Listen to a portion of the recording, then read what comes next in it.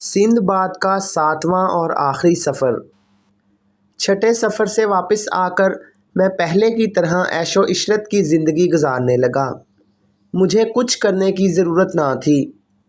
میرے پاس اتنی دولت جمع ہو چکی تھی کہ اسے پوری طرح خرچ کرنا تقریباً ناممکن نظر آتا تھا۔ اس کے باوجود سیر اور سفر کا خیال دل کو کھینچتا رہتا تھا۔ آخر مجھ سے رہا نہ گیا اور سوداگری کا عمدہ سامان لے کر بصرہ جا پہنچا۔ وہاں ایک جہاز سفر پر روانہ ہونے کے لیے بادبان کھول رہا تھا۔ بڑے بڑے تاجر جہاز میں موجود تھے۔ میں نے فوراً جہاز پر اپنا سامان لدوایا اور ان کا ساتھی بن گیا۔ جان پہچان ہونے میں کیا دیر لگتی ہے، میری ان سے اچھی نبھ گئی۔ چلتے چلتے ہم ایک جگہ پہنچے جس کا نام چین تھا۔ ہم سب خوش تھے، بیٹھے سفر اور تجارت کی باتیں کر رہے تھے۔ اتنے میں آندھی آئی اور اس زور کا مینا برسا کہ ہم سب بھیگ گئے اور ہمارا سامان بھی۔ ہم نے جلدی جلدی سامان کو نمدوں اور بوریوں سے ڈھک دیا تاکہ بارش سے خراب نہ ہو۔ خدا سے دعا مانگنے لگے کہ اس ناگہانی آفت سے ہمیں چھٹکارا ملے۔ ادھر کپتان نے اپنی کمر کسی، پونچے چڑھائے اور مستول پر چڑھ کر دائیں بائیں نظر دوڑائی اور پھر ہماری طرف دیکھ کر سر پیٹنے اور داڑھی نوچنے لگا۔ ہم نے کہا، کپتان صاحب، کوئی خیر کی خبر سناؤ۔ اس نے جواب دیا، اب خیر کی خبر کہاں، خدا سے دعا مانگو کہ ہمیں نجات حاصل ہو۔ آندھی نے ہم پر غالب آ کر ہمیں دنیا کے آخری سمندر میں لا پھینکا ہے۔ یہ کہہ کر مستول سے اترا، ایک صندوق کھول کر ایک کتاب نکالی، کچھ پڑھا اور کہنے لگا، اے جہاز والو، اس کتاب میں ایک عجیب بات لکھی ہے۔ یہ کہ جو اس سمندر میں پہنچا وہ بچ کر نہ نکلا بلکہ ہلاک ہو گیا۔ اس سمندر کے ساتھ جو ملک ہے اس کا نام اقلیم الملوک ہے۔ یہاں حضرت سلیمان بن داؤد کی قبر ہے۔ جو کشتی یہاں پہنچتی ہے اسے سمندر سے ایک مچھلی نکل کر نگل جاتی ہے۔ ہم حیران و پریشان ہو کر کپتان کی باتیں سن رہے تھے کہ جہاز اوپر نیچے اچھلنے لگا اور بجلی کی کڑک سنائی دی۔ ڈر کے مارے ہمارا برا حال ہو گیا۔ اتنی دیر میں ایک پہاڑ جیسی مچھلی جہاز کے سامنے آ پہنچی۔ ہمیں یقین ہو گیا کہ ہم تھوڑی دیر کے مہمان ہیں۔ ہم مچھلی کی ڈراؤنی شکل پر تعجب کر رہے تھے کہ ایک اور مچھلی آ دھمکی۔ وہ ڈیل ڈول اور ڈراؤنے پن میں پہلی مچھلی سے بھی 10 ہاتھ آگے تھی۔ ہم میں سے کوئی ایسا نہ تھا جو زارو قطار نہ رو رہا ہو۔ اتنے میں تیسری مچھلی آ گئی جو باقی دونوں سے زیادہ لمبی چوڑی تھی۔ تینوں مچھلیاں جہاز کے گرد چکر کاٹنے لگیں۔ تیسری مچھلی چاہتی تھی کہ پورے جہاز کو ایک ہی دفعہ میں ہڑپ کر جائے۔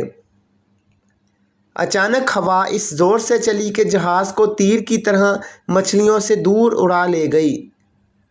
بدنصیبی نے پھر بھی ہمارا ساتھ نہ چھوڑا۔ ہوا جہاز کو لیے جاتی تھی کہ ایک بلند چٹان نظر آئی۔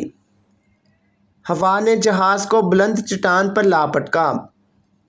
جہاز ٹکر کھا کر ٹکڑے ٹکڑے ہو گیا۔ باقی لوگوں کا تو مجھے پتہ نہیں کیا انجام ہوا، لیکن جہاز کا ایک تختہ میرے ہاتھ آ گیا۔ میں اس پر سوار ہو گیا۔ کبھی ہوا کے جھکڑ آتے، کبھی موجوں کی ریل پیل میں پھنس کر تختہ اچھلتا گرتا۔ میں نے بھی جان لڑا دی، تختے کو ہاتھ سے جانے نہ دیا۔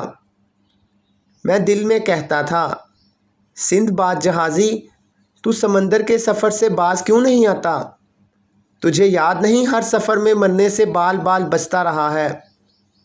تو اتنا لالچی ہے کہ پچھلی تمام مصیبتوں کو بھول کر پھر دولت اکٹھی کرنے نکل پڑتا ہے۔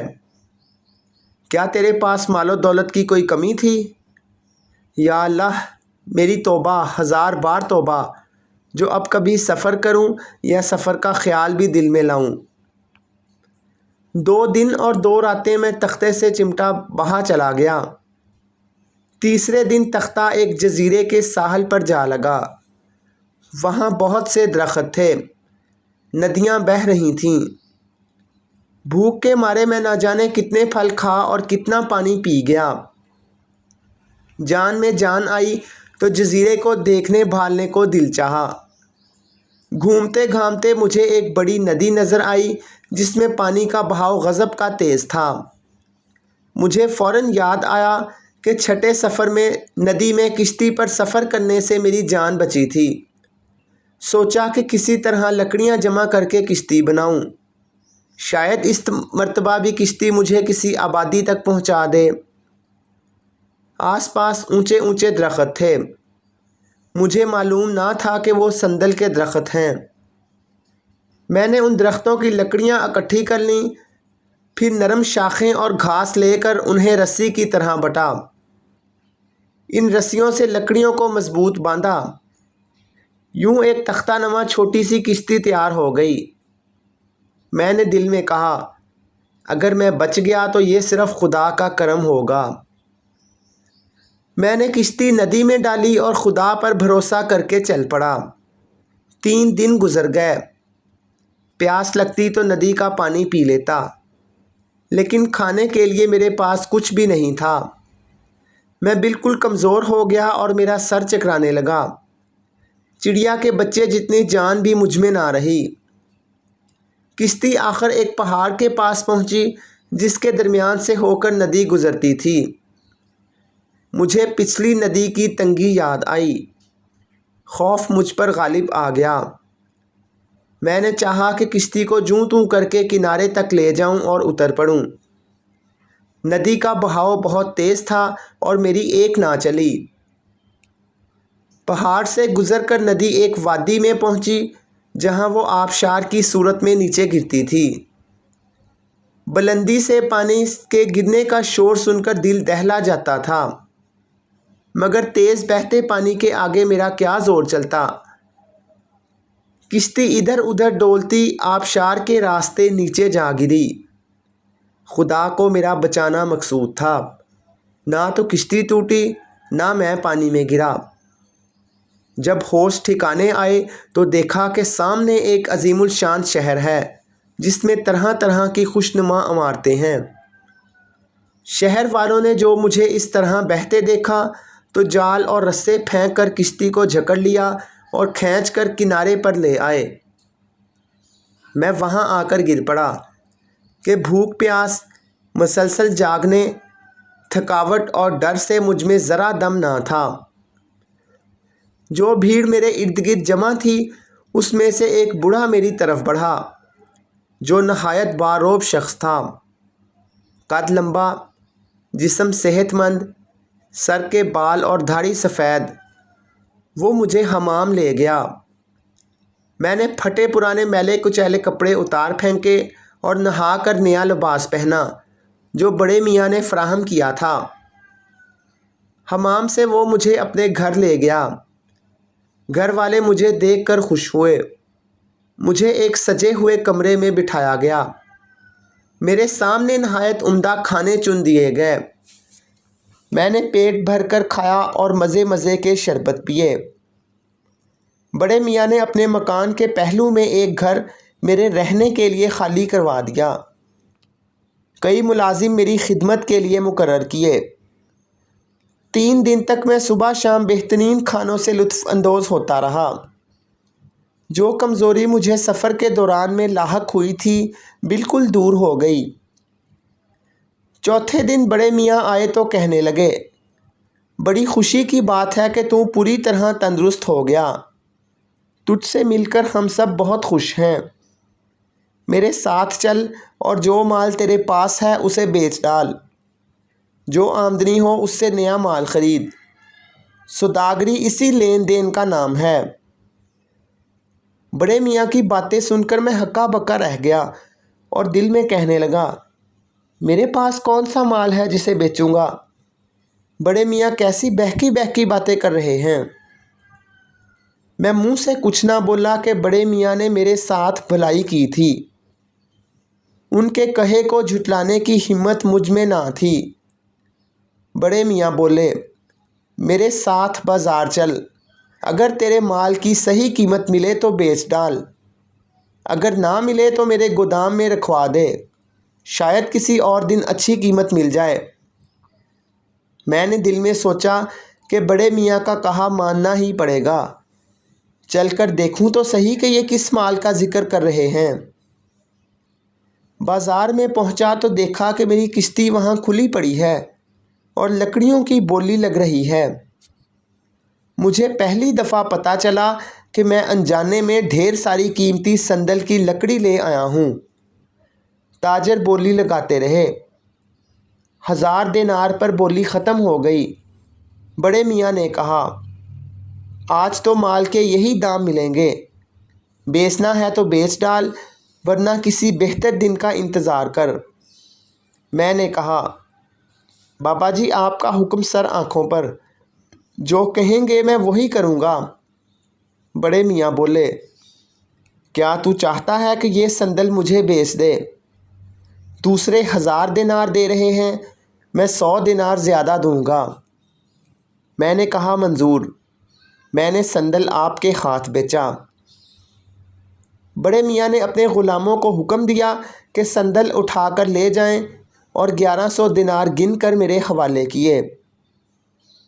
تھوڑے دن بعد بڑے میاں نے مجھ سے کہا، بیٹا میں تیرے سامنے ایک تجویز رکھتا ہوں، میری خواہش ہے کہ تم اسے مان لے۔ میں نے پوچھا، وہ کیا تجویز ہے؟ بڑے میاں نے جواب دیا، میں بوڑھا ہو گیا ہوں، میرا کوئی بیٹا نہیں، صرف ایک بیٹی ہے جو بہت خوبصورت اور بے انتہا مالدار ہے۔ میں چاہتا ہوں کہ اس کی شادی تیرے ساتھ کر دوں اور تو ہمارے ملک میں رہ جائے۔ میں یہ سن کر چپ ہو گیا اور کچھ نہ بولا۔ بڑے میاں بولے، میرا کہا مان لے، میں تیرا بھلا چاہتا ہوں، میری دولت کا مالک تو بنے گا۔ اگر تو تجارت کرنا چاہے یا وطن واپس جانے کی خواہش ظاہر کرے تو تجھے کوئی روکے گا نہیں۔ میں نے کہا، بابا جی آپ میرے والد کی جگہ ہیں، میں اتنی تکلیفیں اٹھا چکا ہوں کہ عقل نے کام کرنا چھوڑ دیا ہے، آپ جو چاہیں کریں۔ یہ سن کر بڑے میاں نے قاضی اور گواہوں کو طلب کیا اور بیٹی کا نکاح میرے ساتھ کر دیا۔ جب میں نے ان کی بیٹی کو دیکھا تو وہ بہت خوبصورت تھی۔ اس کے علاوہ وہ اپنے ساتھ جتنے ہیرے جواہرات، موتی، زیورات اور قیمتی لباس لائی تھی، اتنے لاکھوں اشرفیاں خرچ کر کے بھی خریدے نہ جا سکتے تھے۔ مجھے اس سے محبت ہو گئی اور ہم دونوں بڑے آرام سے رہنے لگے۔ کچھ عرصے بعد بڑے میاں کا انتقال ہو گیا۔ ان کی تمام دولت اور جائیداد میری ملکیت میں آ گئی۔ ان کے غلام اور نوکر چاکر میری خدمت بجا لانے لگے۔ بڑے میاں شہر میں سوداگروں کے چوہدری تھے۔ ان کے مرنے کے بعد مجھے چوہدری بنا دیا گیا۔ میری اجازت کے بغیر سوداگر کسی قسم کا لین دین نہیں کر سکتے تھے۔ بازاروں میں میرا حکم چلتا تھا۔ شہر والوں سے میری رسم و راہ بڑھی تو ایک عجیب بات سامنے آئی۔ میں نے دیکھا کہ ہر چاند رات کو ان کی حالت بدل جاتی ہے، ان کے پر نکل آتے ہیں اور وہ اڑ کر آسمان کی طرف جاتے ہیں۔ بچوں اور عورتوں کے سوا شہر میں کوئی نہیں رہتا۔ میں نے دل میں کہا کہ اس دفعہ میں کسی سے درخواست کروں گا کہ مجھے بھی ساتھ لے چلیں۔ جب نیا چاند نکلا تو ان کی صورتیں بدل گئیں۔ میں نے ایک شخص سے کہا، خدا کے لیے مجھے بھی ساتھ لے کر اڑ، میں بھی اوپر کی دنیا کی سیر کروں۔ اس نے کہا کہ یہ ممکن نہیں، لیکن میں ضد کرتا رہا۔ آخر وہ راضی ہو گیا اور مجھے کندھوں پر بٹھا کر اڑنے لگا۔ اس بات کی خبر نہ میری بیوی کو تھی، نہ غلاموں کو، اور نہ دوستوں کو۔ وہ شخص مجھے ساتھ لیے اڑا چلا جاتا تھا، یہاں تک کہ ہم آسمان کے قریب پہنچ گئے اور مجھے فرشتوں کی آوازیں سنائی دیں جو اللہ کی حمد و ثنا کر رہے تھے۔ حیرانی کے عالم میں بے اختیار میرے منہ سے نکلا کہ پاک ہے اللہ اور سب تعریفیں اس کے لیے ہیں۔ میں نے یہ کہا ہی تھا کہ آسمان سے شعلے ہماری طرف لپکے۔ جل کر راکھ ہو جانے سے بچنے کے لیے تمام اڑنے والے تیزی سے نیچے اترے۔ وہ مرتے مرتے بچے تھے، اس لیے مجھ سے ناراض تھے اور مجھے ایک پہاڑ پر اتار کر چلے گئے۔ میں اکیلا پہاڑ پر رہ گیا۔ میں نے خود کو خوب برا بھلا کہا کہ نہ سیر کی ہوس کرتا نہ اس پہاڑ پر پہنچتا۔ سمجھ میں نہ آتا تھا کہ پہاڑ سے اتر کر کہاں جاؤں۔ اتنے میں 2 لڑکے میرے قریب آئے جو چاند کی طرح خوبصورت تھے۔ ان کے ہاتھوں میں سونے کی چھڑیاں تھیں جن کے سہارے وہ چل پھر رہے تھے۔ میں نے انہیں سلام کیا۔ انہوں نے سلام کا جواب دیا۔ میں نے متعجب ہو کر پوچھا، تم کون ہو؟ یہاں کیسے آئے اور کیا کرتے پھر رہے ہو؟ انہوں نے کہا کہ ہم خدا کے بندے ہیں۔ پھر سونے کی ایک چھڑی میرے ہاتھ میں تھما دی اور چلتے بنے۔ میں ان لڑکوں کے بارے میں سوچ ہی رہا تھا کہ پہاڑ کے نیچے سے ایک اژدہا نکلا۔ اس کے منہ میں ایک آدمی تھا جسے وہ آدھا نگل چکا تھا۔ وہ آدمی چلا چلا کر کہہ رہا تھا، جو مجھے چھڑائے گا خدا اسے ہر مصیبت سے نجات دے گا۔ یہ سن کر میں اس کی طرف لپکا۔ میں نے سونے کی چھڑی اژدہے کے سر پر ماری اور وہ آدمی کو اگل کر بھاگ گیا۔ وہ شخص مجھ سے کہنے لگا کہ تیری وجہ سے میری جان بچی، میں تیرا ساتھ نہ چھوڑوں گا۔ ہم پہاڑ پر ادھر ادھر اتر چڑھ رہے تھے کہ بہت سے آدمیوں کو اپنی طرف آتے دیکھا۔ غور سے نظر ڈالی تو ان میں وہ آدمی بھی تھا جو مجھے لے کر اڑا تھا۔ میں اس کے پاس گیا اور نرمی سے کہا، اے دوست، جو سلوک تو نے میرے ساتھ کیا وہ دوستی میں جائز نہیں۔ وہ بولا، تم نے اللہ کی تعریف کر کے ہمیں مار ہی ڈالا تھا۔ میں نے کہا، مجھے علم نہ تھا کہ میری حرکت سے تم لوگ خطرے میں پڑ جاؤ گے۔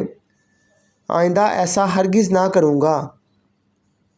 یہ سن کر وہ مجھے ساتھ لے جانے پر آمادہ ہو گیا، مگر شرط یہ رکھی کہ اس کے کندھوں پر سوار رہتے ہوئے میں اللہ کی حمد و ثنا نہ کروں گا۔ میں نے اس کی بات مان لی۔ وہ مجھے لے اڑا اور گھر چھوڑ آیا۔ میری بیوی نے مجھے دیکھ کر میری سلامتی پر مبارکباد دی اور کہنے لگی، اب ان لوگوں کے ساتھ کبھی کہیں نہ جانا، نہ ان کے پاس اٹھنا بیٹھنا۔ یہ شیطان کی اولاد ہیں اور خدا کی یاد سے بے خبر۔ میں نے پوچھا کہ تیرا باپ ان کے ساتھ کیسے نباہ کرتا تھا؟ وہ بولی، میرا باپ ان کے گروہ کا نہ تھا، نہ ان جیسی حرکتیں کرتا تھا۔ میرا باپ فوت ہو چکا۔ میری رائے ہے کہ جو کچھ ہمارے پاس ہے اسے بیچ کر تجارتی مال خرید اور مجھے ساتھ لے کر وطن روانہ ہو جا۔ میرے ماں باپ مر چکے، میں اب یہاں کس لیے رہوں؟ چنانچہ میں نے بڑے میاں کی چیزیں ایک ایک کر کے فروخت کرنی شروع کر دیں اور اس انتظار میں رہا کہ کوئی شخص اس شہر سے روانہ ہو تو میں بھی اس کے ساتھ ہو جاؤں۔ کچھ مدت کے بعد شہر کی ایک جماعت نے سفر کا ارادہ کیا۔ انہوں نے لکڑی خرید کر ایک جہاز بنوایا۔ میں نے کرایہ دے کر بیوی کو اس میں بٹھایا۔ جو مال و دولت ساتھ لے جا سکتا تھا وہ اٹھا لیا، باقی وہیں چھوڑ دیا۔ جہاز روانہ ہوا۔ راستے بھر ہوا موافق رہی۔ ہم صحیح سلامت بصرہ پہنچ گئے اور وہاں رکے بغیر ایک کشتی کرائے پر لے کر بغداد جا اترے۔ میں گھر والوں اور یار دوستوں سے ملا، اپنا مال اسباب گوداموں میں رکھوایا۔ گھر والوں کو میرے واپس آنے کی امید نہ رہی تھی۔ میرے آخری سفر کا احوال سن کر انہیں بڑی حیرت ہوئی۔ میں نے خدا کے حضور توبہ کی کہ اب میں نہ کبھی سمندر کا سفر کروں گا نہ خشکی کا۔ مال و دولت کی زیادہ ہوس اچھی نہیں ہوتی۔ دوستو، یہ تھا میرے 7ویں سفر کا حال۔ خدا تم سب کو خوش و خرم رکھے۔ اس کے بعد دسترخوان بچھا اور دعوت کا اہتمام ہوا۔ بعد میں سندھ باد جہازی نے سندھ باد حمال کو 100 اشرفیاں دی اور کہنے لگا، سنانے کے لیے میرے پاس اور کچھ نہیں، لیکن جب تمہارا دل چاہے یہاں آ جایا کرو۔ میری نظر میں تم میرے دوست ہو، میرے گھر کو اپنا گھر سمجھو۔ سندھ باد حمال نے اس کا شکریہ ادا کیا اور خوش خوش اپنے گھر کی راہ لی۔